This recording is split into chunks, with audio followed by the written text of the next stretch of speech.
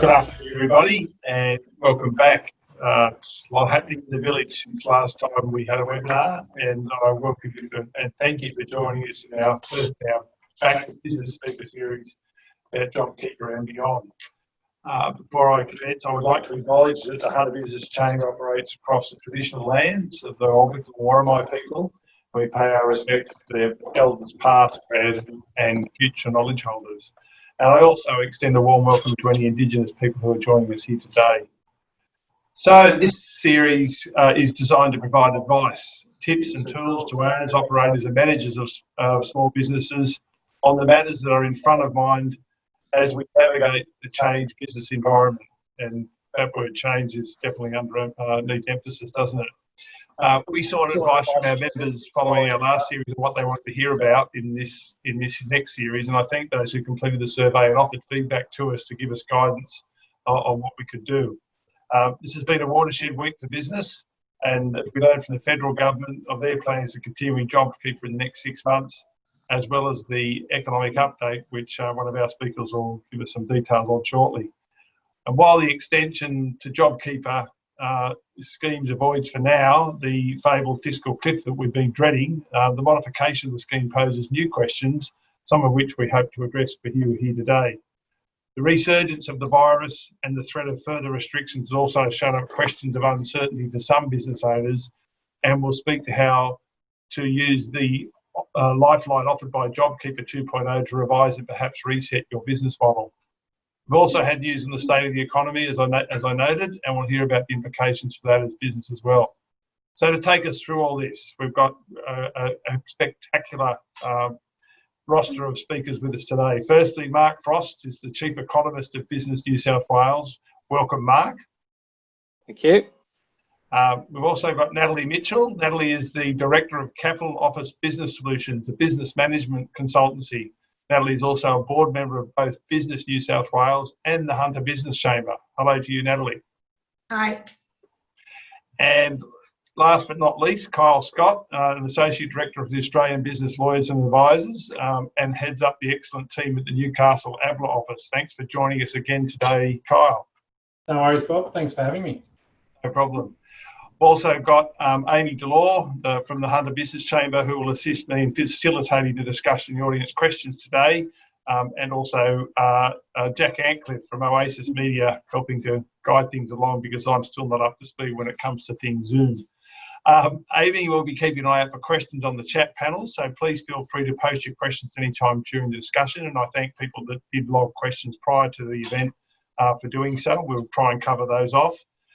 And also, I'd invite you, if you'd like to leave your camera on, that's fine. But if you're going to move around or do other things that might distract other people viewing, please just bear that in mind.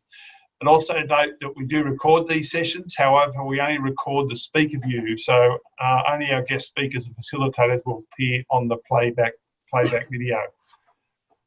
That's from me for now. For the introductory remarks, I'll now hand over to Amy to get the discussion underway. Over to Amy. Thanks, Bob, and welcome to all of our audience and speakers. As Bob said, it's been a big week, as well as the JobKeeper announcement and the government's economic update yesterday. We also had the release on Monday of the Business New South Wales Back on Track report, which was based on a survey of 1,000 businesses in June, and that's provided us with some really good insights into how businesses are coping and the extent to which they are relying on government support. So to begin with today, I'm going to ask Mark Frost from Business New South Wales to give us an overview of how the economy is looking, our business is tracking, and how the business environment might look like going forward. So over to you, Mark. Thank you very much, Amy, and thank you, Bob, and hello, everyone. Thank you very much for the opportunity to update you on some of the things we've been doing at Business New South Wales and also some of our reactions to yesterday's budget update. Look, some very sobering numbers out yesterday, with the Treasurer confirming the largest deficit since the Second World War and our largest economic contraction on record. As bad as those numbers are, I don't think there are any great surprises in terms of the actual figures themselves, other than sort of ascribing the extra decimal place to some of those estimates. But you know, I guess to take a glass half full sort of perspective, I think we can look at a few things. The first being, well, you know, I think the business community would warmly welcome the extension of JobKeeper announced earlier in the week, and of course later last week another package around educating and upskilling young people. The job trainer package is also something that Business New South Wales has been actively calling for. One of the things that we saw yesterday was the government make a very strong point about the strength of Australian government finances. So Australia has a relatively strong balance sheet. So, relative to other advanced economies, we're among the very best placed. So I guess, we should have some comfort that all of the hard work that governments over the past several generations have done to make sure our fiscal position is relatively strong puts us in a good position now. And some of the conversations we'll see in Europe and beyond, we won't probably be having those conversations in Australia quite as soon. So that's certainly an optimistic point to take out of yesterday's update. And of course, Australia has fared much better at containing both the health crisis itself, notwithstanding the events down in Victoria and emerging risks now in New South Wales, but also in containing the economic impacts of government lockdowns and the like. We have seen a bit of a U-turn in terms of government messaging on things like debt and deficit. So we've just been through probably a decade of being told how important it is to get the budget back on track and deliver a surplus. This year was meant to be the first year of a surplus delivered, and of course we've got now a record deficit, at least the biggest since the Second World War. So we've had this sort of, quite severe U-turn in terms of the messaging. And, I guess it's worth probably commenting on that, because I think the consensus is certainly among the economics community, that demand management now and the role for government to step up and support the economy is actually really crucial. As Amy mentioned earlier this week, we released our Back on Track report, which presented the results of our business recovery survey of more than 1,000 businesses, and also our vision for economic recovery, which included 10 economic recovery drivers and a further 40 policy initiatives that we'll be taking forward over the coming months. I do have a chart that presents some results from our survey, which I think should be coming up on the screen now. And this sort of illustrates, I think, where we're at in terms of thinking about this and where our concerns lie. And it's this first chart here on the left, which shows the business, the impact on business revenue.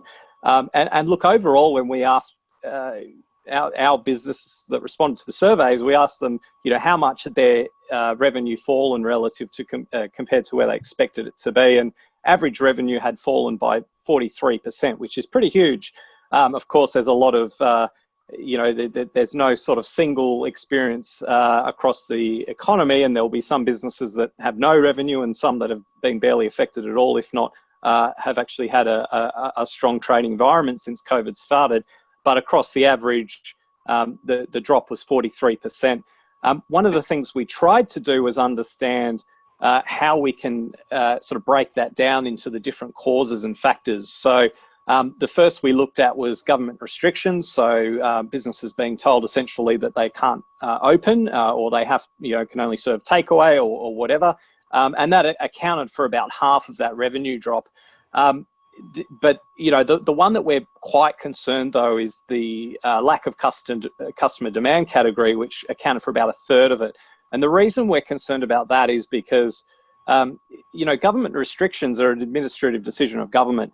And already we've seen in the last month or so, kind of hospitality, for example, getting back up and running, and that's had a pretty big impact.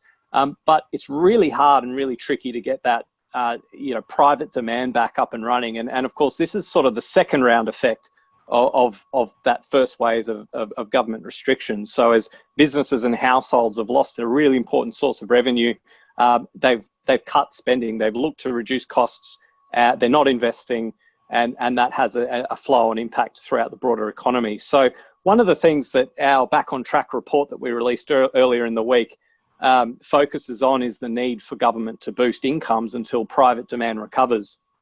So I guess in terms of talking about this and what do we think is the role of government at this time, look, under normal circumstances, we'd be quite sceptical about nominating a pretty strong interventionist role for government, but these are not normal times. And look, there are a few things that I think give us some confidence that we can do this in a way that doesn't create long-term consequences. And the first is, well, I touched on before, Australia's debt being relatively low. Certainly compared to the household sector, government debt is actually much better placed in terms of borrowing to, I guess, ignite economic activity at this time. And look, the second thing being that debt servicing is actually, the costs are really actually quite low. So the government can borrow at just around the 1% mark. So the cost of servicing any debt that they accumulate during this period will have a much lower cost than it has in previous recessions. So, and I guess more generally, a once in 100 year pandemic, I guess to some extent requires a once in 100 year fiscal response. And really the purpose behind this is to bring back the lost capacity that we know exists in the economy, but that's not working because demand's just fallen off a cliff. So, and I think this is best illustrated when we look at the labour market and hours worked in particular. At the height of the crisis, we lost around 1 in 10 hours that were worked before COVID-19. And look, that's an incredible drop when you think about it. Thankfully, we've recovered somewhat, as you can see in the chart there on the right, but there's still a long way to go. And certainly when we look at what's happening in Victoria and potential events that may unfold in New South Wales, a lot more heavy lifting needs to occur. And that's one of the reasons our plan called for JobKeeper to be extended. So we were quite pleased that that happened. But we also have asked government to give businesses greater certainty about when remaining restrictions will be lifted, because that's really crucial to business planning and investment.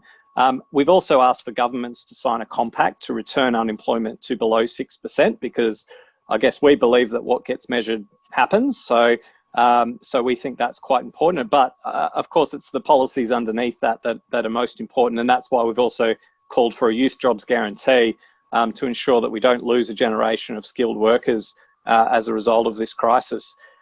Each of these policies is intended to reduce what I guess economists sort of refer to as the output gap. So I've got a slide up that talks about, or that demonstrates this with reference to the RBA's growth forecasts over the next couple of years. And look, the output gap is essentially the difference between where the economy is actually performing and where we know it can perform. So if we think about that 1 in 10 hours that weren't being worked, every 10th hour that's no longer being worked, we can say there's someone sitting at home, or that is only working part-time but wants more hours, that is willing to work, willing to put their hand up to work, but there's just no demand for them. So to support that hour being worked. So government needs to play a role to bring that back up. And if we look at the figures there, we can see it's going to take some time for the economy to recover, probably not until the end of next year. The biggest impacts will be in the June quarter for this year, but we know that because of those ongoing impacts on customer demand, it will take some time to get back up to where we were before the crisis. So with that in mind, I guess just turning to the JobKeeper announcement from earlier this week, and perhaps some initial reactions to that. Obviously, very welcome that there's something to follow the first wave of JobKeeper that was announced back earlier in the year when we were first impacted by COVID.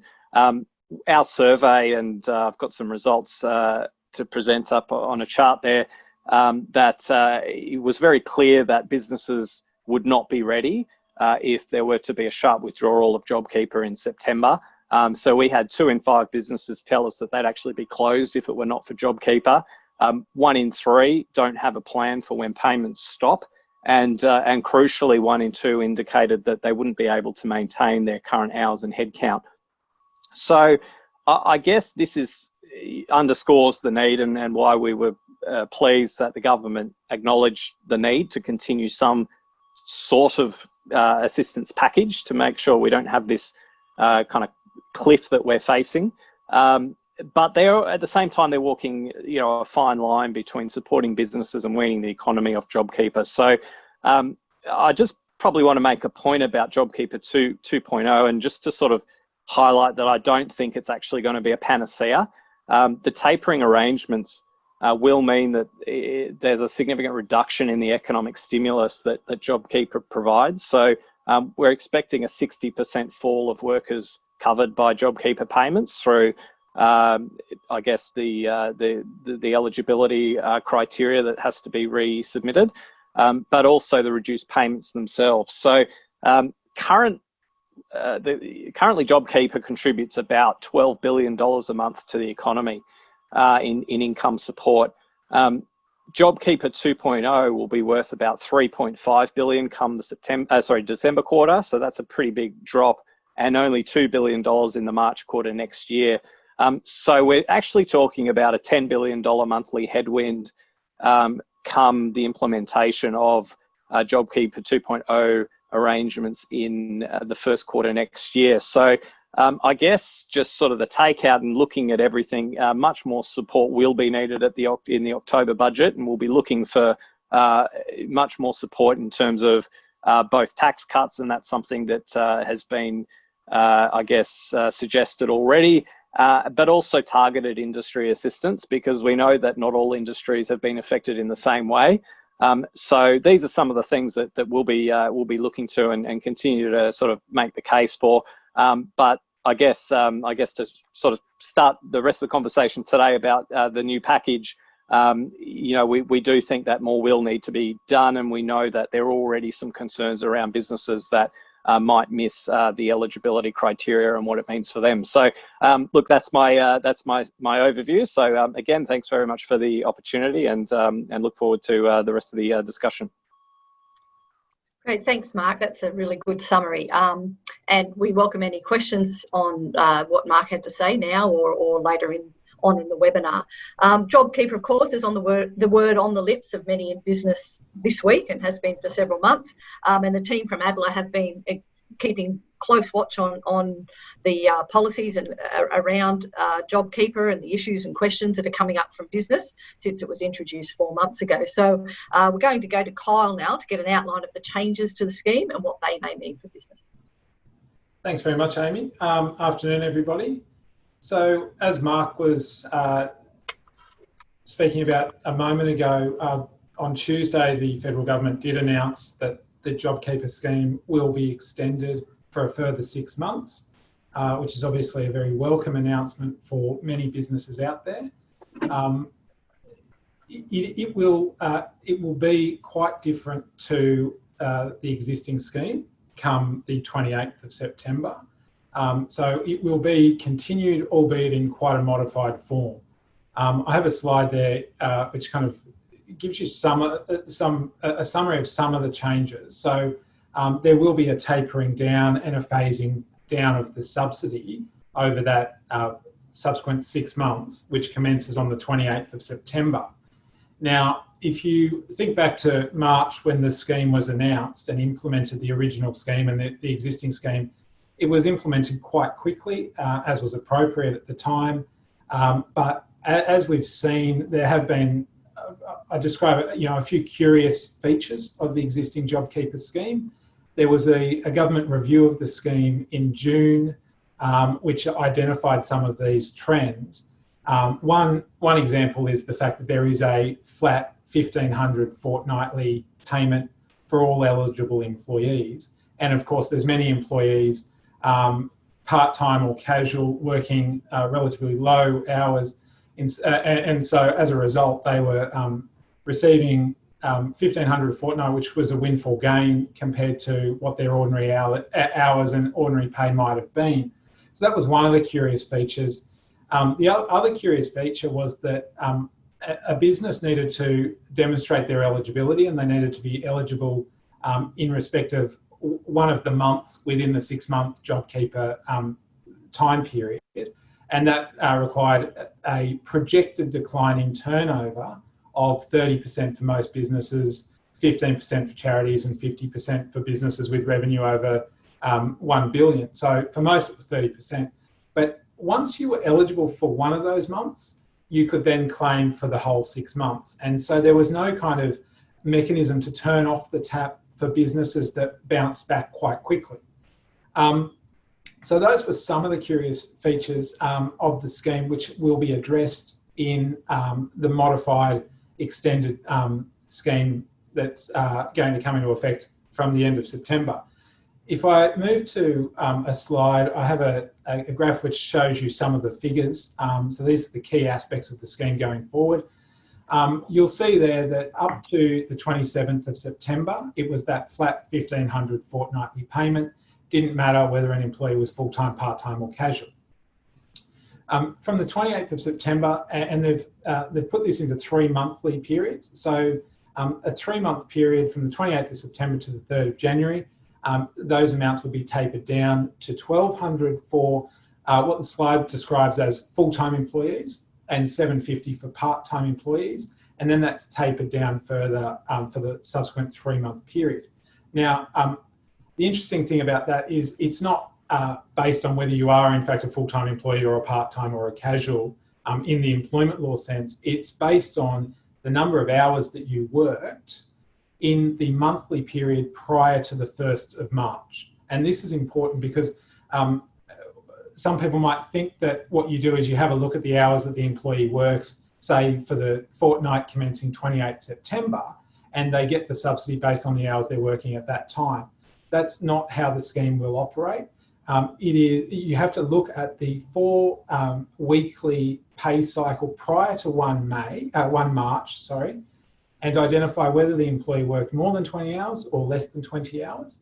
That will then categorise them as a full-time employee or a part-time employee, and the subsidy that they then receive will be in accordance with the chart there. So it doesn't matter how many hours they're working in October, November, December of this year. It's all based on that eligibility threshold from February prior to the scheme being announced. If I then go to the next slide, as I said, one of those curious features was that the eligibility requirements were based on projected decline in turnover. They've now tweaked that so that there will be new eligibility tests. So come the 28th of September, you will need to effectively reassess yourself for eligibility, and you'll need to be able to demonstrate for that first 3-month period that you have suffered an actual decline in turnover.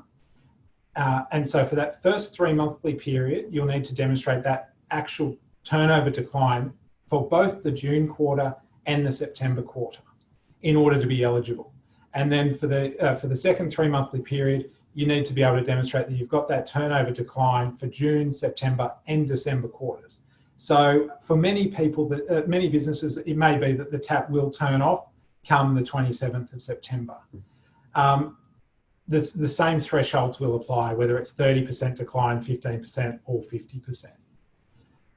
If I then turn to the next slide, there's kind of two parts to the JobKeeper scheme. There's the first part, which is effectively the payment scheme, so the wage subsidy scheme, and there's the eligibility requirement for employers and employees.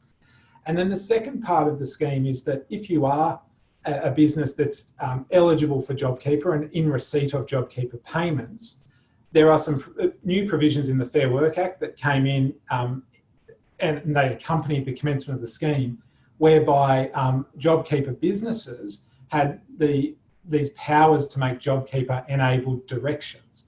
And that's around the right to stand employees down, to reduce their hours, to change duties, working days, working hours, locations. So there was this additional suite of rights that eligible businesses had to manage their workforces. Now, one of the interesting legal parts of how this all works in terms of the mechanics is when the legislation was passed in March to introduce the JobKeeper scheme, the legislation gave the Treasurer quite broad discretion to come up with the payment rules. And the Treasurer did that at the time, and so the payment rules, set out all the rules for claiming and who's entitled to the payment. The legislation then also gave the Treasurer discretion to vary those payment rules. And so it will be that discretion that the Treasurer uses to create JobKeeper 2.0. However, the provisions in the Fair Work Act around stand down and reductions of hours, that had to go through Parliament and be passed as an amendment to the Fair Work Act. That amending legislation was given a hard cut-off date of 27 September. So at the current time, it's unclear whether those JobKeeper Fair Work provisions will be extended beyond 27 September. The Treasurer has not announced that they will be extended for 6 months because, of course, it has to go through Parliament and amend the legislation. Now, what the coalition government have said is that they intend to extend these JobKeeper-enabled directions powers for the second 6 months of the scheme.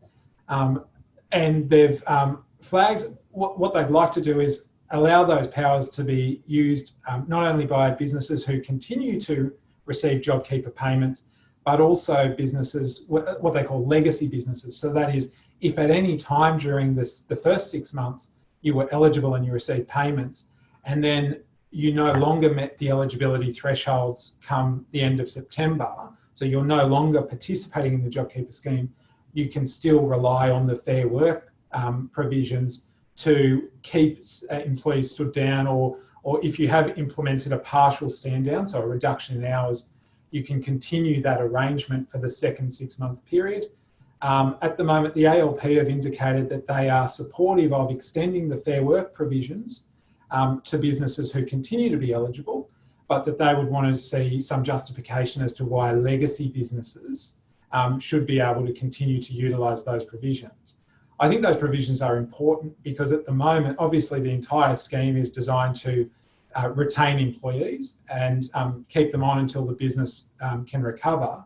And I think there's an understandable concern that come the 27th of September or the 28th, if businesses are no longer receiving any wage subsidy and they have employees who've been stood down or on reduced hours, if they're no longer able to continue those, well, businesses are going to have some difficult decisions to make if the subsidies just drop off completely. So that's effectively the overview of the JobKeeper 2.0 scheme. I'm happy to take questions if there are any, Amy. Yeah, actually, Kyle, we did receive a few pre-submitted questions on this as well, so I'll go through those and I remind the audience that you're welcome to post questions through chat.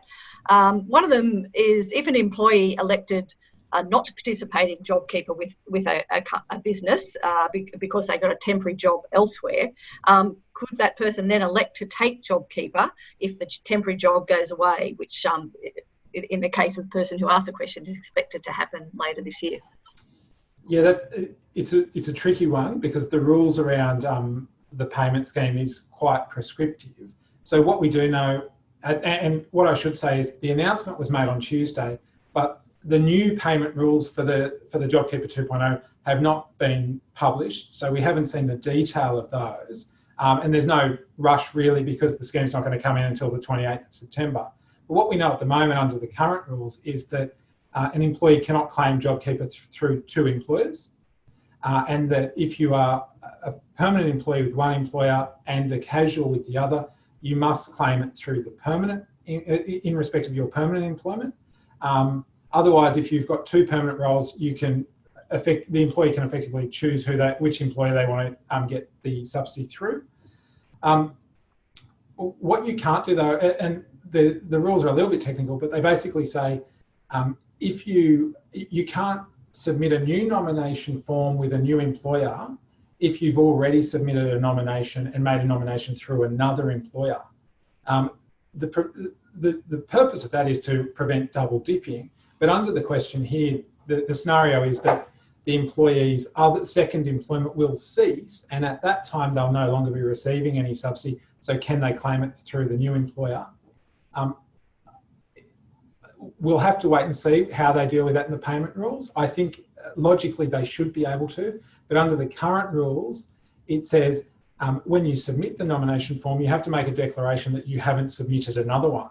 And so that person would have to say, well, I have already submitted one, even though I'm no longer employed there.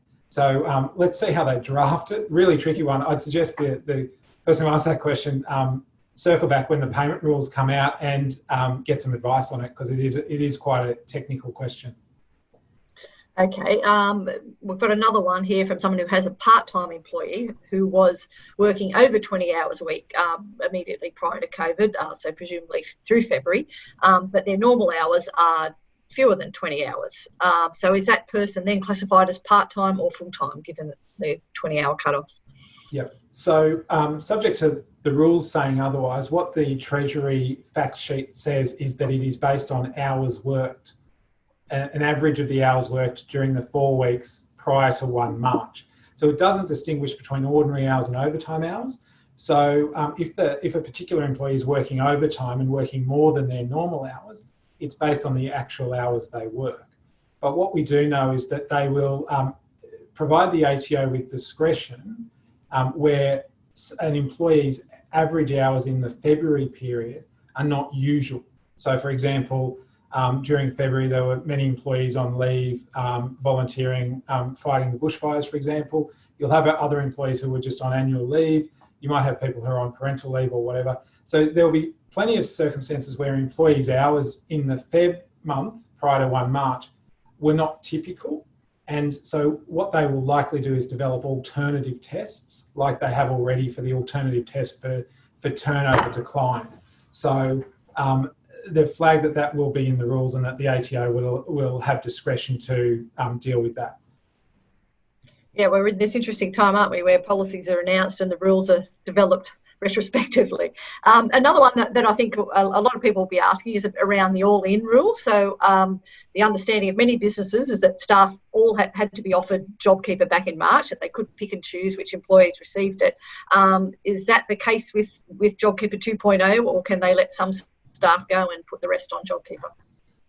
Yes, so the one in all-in rule is likely to continue. And so what that is if you send out the nomination forms to your employees, they return them. If you are claiming, if as a business you are claiming in respect of one employee, then you are required to claim in respect of all eligible employees. So effectively, every employee who's returned the nomination form and who meets the eligibility requirements, you can't pick and choose who you claim for. You need to claim for all of them. Now, that's not to say that you're legally required to continue everybody's employment throughout the 6-month period, for example. Businesses will need to turn their minds to this because, of course, even if the JobKeeper wage subsidy is covering the entire costs of that employee, for example, if an employee is stood down and they're not working, then typically the $1,500 payment at the moment is the only amount that the employee will receive. And so the employer doesn't bear any costs in respect of that $1,500 amount. But that employee will continue to accrue leave. And so there is a slight ongoing cost for businesses, even where the wage subsidy covers 100% of the employee's labour, the labour costs. So businesses are able to terminate employees' employment during the JobKeeper period, even where they're stood down or working part-time hours. The obvious way that might arise is through redundancy. So I just want to make it clear that there's no prohibition on making employees redundant or making positions redundant during the JobKeeper period. Obviously, the purpose of the scheme is to subsidise wage costs for the 6-monthly period to retain employees and to preserve the employment relationship. But the fact that employees are receiving the JobKeeper wage subsidy doesn't prevent you from terminating employees' employment. So I just wanted to make that clear. Okay, and we've just got another one on the chat box from Steve Waite in regard to that, the extension of the stand-down powers. Do you think they're likely to be approved prior to September, as there's practical issues of notice, to stand people down? So yeah, I think they will. It seems uncontroversial because the ALP, the Labor Party, have come out and said they will be supportive of extending them. But the current kind of friction point at the moment politically is whether those powers should also apply to legacy businesses where they're no longer receiving the subsidy. So I would expect, subject to the Parliament sitting timetable, that Parliament will sit and they will pass the amendment to the Fair Work Act to keep those powers continuing for a further 6 months. Hopefully they'll do that in August rather than wait till September to do that. We'll see whether they tweak them at all, but there is some notification and consultation requirements. You can't simply announce a stand down there. You have to notify and consult with employees prior to doing that. So just bear that in mind as well. Okay, and look, we're happy to come back to more of your questions. If you have some, pop them up on the chat box. But for now, I'd like to invite Natalie Mitchell to join the discussion. So Natalie, you work with a lot of businesses providing management and consultancy services. What are businesses saying about this week's JobKeeper announcement? Are they largely relieved that the program's being continued, or is that relief tempered by concerns about subsidy reductions and other aspects of the package? Thanks, Amy. I think certainly businesses are relieved that there has been an extension to the JobKeeper package as outlined by previous speakers, most definitely. I think that we've seen evidence that there are, as I understand it, employers accessing the JobKeeper wage subsidy to support 3.5 million employees, which is approximately 30% of the private labour workforce. So there are an extraordinary number of employees that are being supported through the JobKeeper package at the moment. So definitely there's going to be some measure of relief through the extension. But as noted by the previous speakers, the eligibility criteria is certainly constricted and the value of the payments is certainly reduced. So the ongoing effects of that JobKeeper are going to be minimised for businesses to rely on that moving forward. There has certainly been a huge amount of reliance from businesses or from employers on the state and federal government packages for relief, like the JobKeeper. And I guess from my point of view, what I wanted to add to this webinar was a little bit of an insight into what we're going to talk about in our next part of this webinar series next week, which is based on the fact that the reliance on those stimulus packages has been so great and it is going to be tapered off. What should businesses really be thinking about now? What is it that they need to be doing right now to ensure that they have some sort of resilience to whatever's coming in the next 6 to 12 months? And what can they do to put their businesses into the best position to make it through? So we're going to talk about that on our webinar next Wednesday in the second part of our series. But just to give you a bit of an overview on that for now, businesses, and I do have a slide that shows a couple of those things. Businesses right now should be considering aspects of cash flow management. So look, businesses are different. Every industry and every business is different, as we know, but there are fundamental business management concepts that every business owner should be taking a step back and reconsidering for their own businesses right now. We all know cash flow management is a really important part of running any business. A lot of business owners, I guess, know how much money is in the bank and they've got a fair idea of where that's going to come from and what expenses are going to look like. But it's really important for business owners to sit down right now and really think about mapping out that cash flow management process in a visual way, some sort of a cash flow management tool or a basic Excel spreadsheet. Think about where the money is going to come in from. How certain are we that we're going to receive payments from our debtors? What do our expenses look like? Are we negotiating with our suppliers for extended payment terms for the financial partners that we have in terms of banks and financial service providers to extend those repayment periods and go into some interest-free? Are we actually getting negotiating those terms and really considering what our cash flow management looks like? Additionally, business owners really should be having a look at their strategic and business planning. And I know when people like myself, management consultants, talk to business owners about strategic planning and business planning, eyes glaze over and people think, oh, really? Do I have to sit down and do a plan? But it is a really fundamental concept of managing the business moving forward. And it's about the process just as much as the end result. And the process is really about, and we're going to talk about this in our webinar series next week, but it's about thinking of what are the resources that I have in my business? How am I currently utilizing those resources to make my money, to make my profit? Can I be looking at a different way to utilize those resources to best serve whatever market demand looks like right now? And so we do a market analysis. We look at what is it that our customer base is actually looking for from us right now? Is it the same as what it was 6 or 12 months ago? The answer is probably going to be no in most instances. So how can we best utilize the resources that we have in our business right now to serve market demand? And we can do things like we talk about a PESTLE analysis and a Porter's 5 forces, and we'll have a little chat about some of those next week as well. There's some tools that business owners can implement to have a review of what their internal business resources look like and how that fits in with what the external market demand looks like for their particular industry. How competitive are they? And having a relook at their cost structure.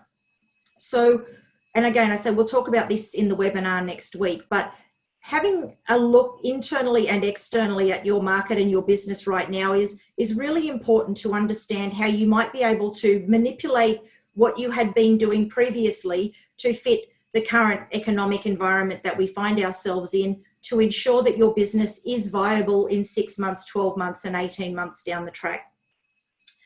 That process of doing a strategic review, if done correctly, doesn't have to be a mammoth task, but if done correctly, can really stimulate the way that you're thinking about your business and can really set you on a different path as to how you look at the way that you can utilize your resources in your business. And it can lead to, I guess, out of the box ideas as to what you might be able to do moving forward.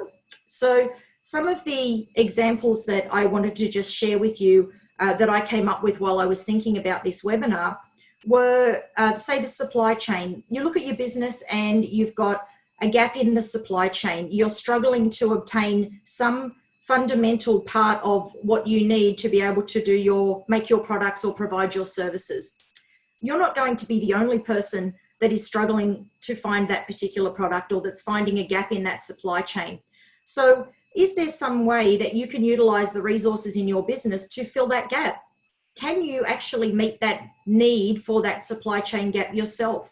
If you don't quite have the resources to fill that gap, is there another business that you could potentially partner with who does have some additional resources, and together you might be able to fill that supply chain gap? Just a different way of thinking about solving that problem. Corporate reinvigoration. Now that's a term that I just came up with, but what I meant by that was you've got a whole lot of corporate businesses out there that have been working remotely from home for a long time now.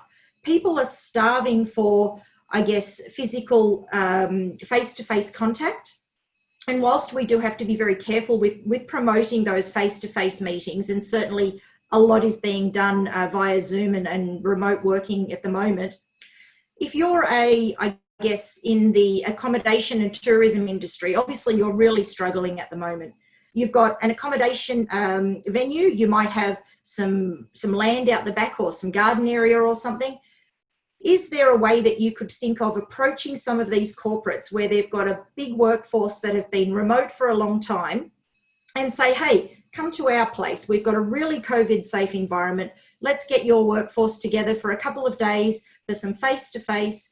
Let's join with another local business to do a bit of strategic planning for the business, maybe bring in another local corporate that could do some team building.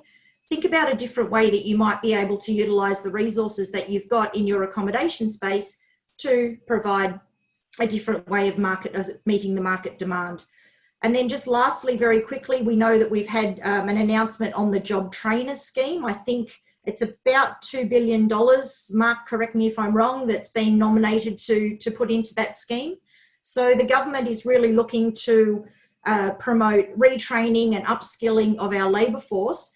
Are you a business that has some type of asset that might be able to be utilised within that retraining and that upskilling? Are you a business that's got a whole lot of equipment that might be able to be used to retrain and upskill people that are looking to become more qualified in your area. Can you utilize your business to do that? So it's just a different way of thinking about how you can utilize your resources to remain a viable business moving forward. And my last point then, just quickly, is on viability. Once you go through a strategic planning review, you need to make a decision on, do you still have a viable business moving forward, or is your strategic decision going to be more along the lines of winding up? And that is a strategic decision, because making a sensible decision now to wind up a business when you know that it is time that you need to think about that, rather than pushing that as far as you can be a better decision to make right now. And that is a strategic decision to make right now. There are some changes to insolvency legislation that we are waiting on at the moment that might make it easier for business owners to make that decision, safer for business owners to make that decision, if in fact that is the right strategic decision for the company.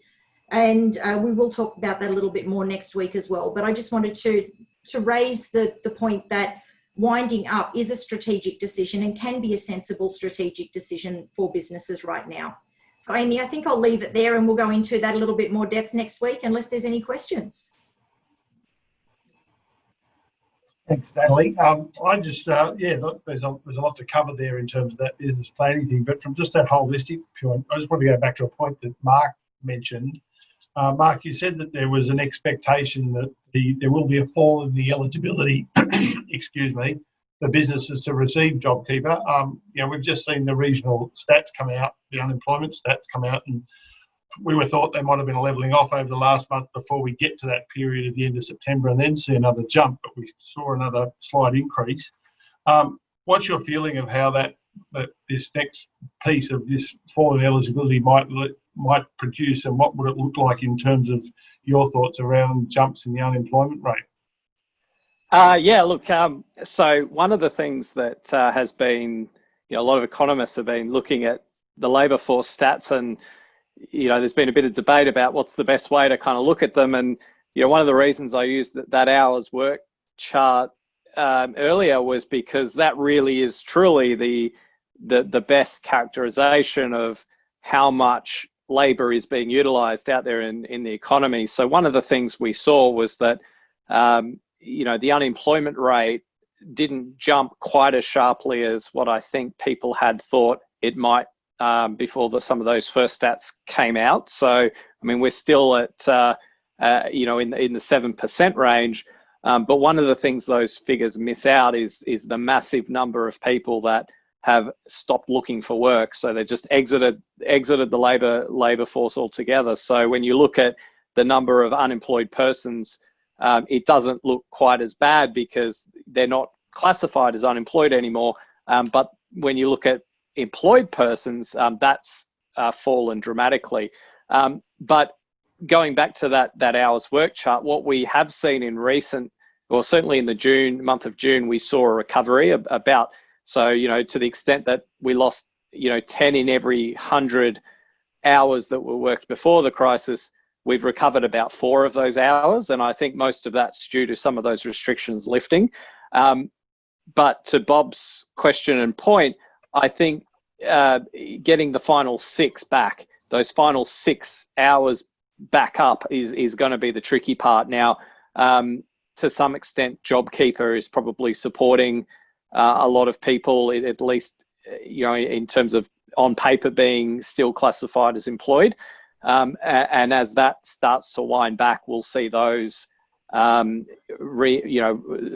classification will change. So we should see some changes towards the end of the year as JobKeeper. Well, I mean, 60% of people currently in a job funded by JobKeeper will no longer be funded according to the government's estimates. So, and let's say, if I'm doing some kind of wild extrapolations here, but our survey said that 1 in 2 businesses receiving JobKeeper won't be able to maintain their current staff levels without JobKeeper. So if you sort of think of it in those terms, that's potentially 30% of the workforce that's going to be quite vulnerable, either because their hours are going to be cut back, or they may potentially lose their jobs. So that is why it's absolutely crucial that the October budget announces the types of measures that are needed to support JobKeeper. And one of the conversations we were having earlier was, they've kept their powder dry, I think, a little bit. So we potentially might have expected some more announcements this week with the budget update, but I think they've kept some room in the kitty, so to speak, to make some further announcements. And certainly that's something that we'll be talking about leading up to the budget. And certainly, our work through the Chamber network and the Australian Chamber of Commerce is something that we've reiterated is incredibly important. Thanks for that, Mark. I've got an interesting question here about Job Trainer. So for somebody who's got for Kyle, they've got a trainee on JobKeeper. Now I'm wondering, do they change them over to Job Trainer come the end of September? Sorry, question without notice. No, that's okay. The short answer is I don't know. I haven't delved into the details of Job Trainer. It may be that one of the other presenters has. So short answer is I'm not sure. It may be that if you're continuing to, if you continue to be eligible and the employee continues to be eligible, then it may be that JobKeeper is the best scheme to stay in. I don't know whether Job Trainer works, whether it's either or whether they supplement each other. So I'm not sure. Sorry, that's not very helpful, but. I can just add to that, Job Trainer really is a package probably targeted to two cohorts, those existing apprentices, so that were receiving a wage subsidy. So Job Trainer was predominantly announcing the extension of that. And the other piece was a $1 billion job training package. And some of the details around that are yet to be announced. And then there's some, agreements that need to be made with the states and territories too. And that will probably be more employee driven, so more worker driven rather than employer driven. So it'll be opting in to do a short course on, whatever the eligible program is through TAFE or whatever. This might be another one, a tricky one, Kyle, where you have an employee leave who might have been getting JobKeeper, and you decide to replace them are you allowed to do that under the JobKeeper regime? Do they immediately get the benefit of the subsidy, or does the government got an option there to not fund the new employee? Yes, unfortunately, no, that new employee won't be eligible. So the employee eligibility really hasn't changed from the original scheme. So in order for an employee to be eligible, they have to have been employed as at 1 March. So new employees who are subsequently employed don't have the benefit of the scheme. And I think that reflects the purpose of the scheme, which is to retain existing employees. I don't think the government intended the scheme to fund businesses going out and recruiting new employees, unfortunately. Very, very shortly, because we've got the time, but I just a really quick response perhaps from each of you, because one of the thrusts of the Job Trainer and some of that other training package is that very great incentives for people to go out there and do a course, upskill themselves. But what we're seeing is very, very few positions in which they can go and apply to avail themselves of those new skills or to use them. Is there thoughts out there that we should be doing more in that realm to actually incentivise businesses to take on more roles, to create new positions, rather than just training up a cohort that's going to sit there and not have jobs for a reasonable period of time? Maybe to you, Mark, first. Yeah, so I think one of the things that will be crucial is to manage both the supply and demand sides of the ledger. So, I think ordinarily we think about, increasing skills and increasing the supply of skilled labour, and that's still very important. But the other part too is making sure we can boost the demand for skilled labour. And one of the biggest concerns in any recession is when you have a generation of young people that don't have access to job opportunities. Experience is one of the most effective ways to build skills and human capital. And if you don't have access to employment opportunities, skills fade away or they don't get built in the first place. So absolutely agree. One of the things that we've recommended in our Back on Track report is a youth jobs guarantee, and it's modelled on some of the policies they've implemented in the UK, where they will fund work placements for young people. So absolutely agree, incredibly important going forward. Natalie, maybe from you seeing that for business, is there prospects for small businesses to employ more people, or is it just really going one way at the moment? At the moment, my experience is that it's really just going that one way, but that was leading more into what I was saying earlier about businesses looking at the assets and the resources that they have and potentially starting a conversation and being a lot more involved in that retraining and that reskilling. There's a bit of a conversation still to be had around how that might actually work, but becoming a registered training organisation of some description might be a way forward where businesses can absolutely become a part of that process at the same time as being subsidised and funded for doing so and providing that work environment. So somehow coming up with some arrangement that might meet all of those requirements on both sides of the ledger, as Mark says.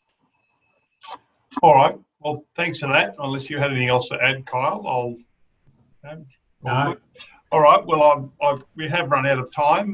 We're right up against it. So really appreciate everyone's contributions today and some of the questions that we didn't get to that came in later. We might pass those on to the panel and see if we can get Max back to you. As Natalie said, we have got another webinar that sort of follows on from this, along with Lloyd Kerr, a partner with Jersh Sutherland, and we'll be exploring the very important topic of how you weigh up your options in terms of your business survival. And that will include discussions on the importance of minimising financial risk, understanding your business survival prospects, and knowing your options, whether continuing or closing. So some pretty hard questions to be asked and some soul searching to be done. So thanks again to our panel, Mark, Natalie and Kyle, for a great discussion, for being with us today. And if you would like to contact any of our panellists, there's the contact details up on the screen, and we of course have those available for anybody who tuned in today. So thanks for joining us today, everybody. And online events have become somewhat of a new normal, but as we are hoping, all things going well, we'll be able to transition to live events soon. And we're planning our first business development forum breakfast in a few weeks' time. So keep an eye out for that, and hopefully COVID won't change our plans in that respect as well. For any details in relation to upcoming events and the forthcoming series, please go to our events tab on our website. But just very quickly summarised there on your screen now.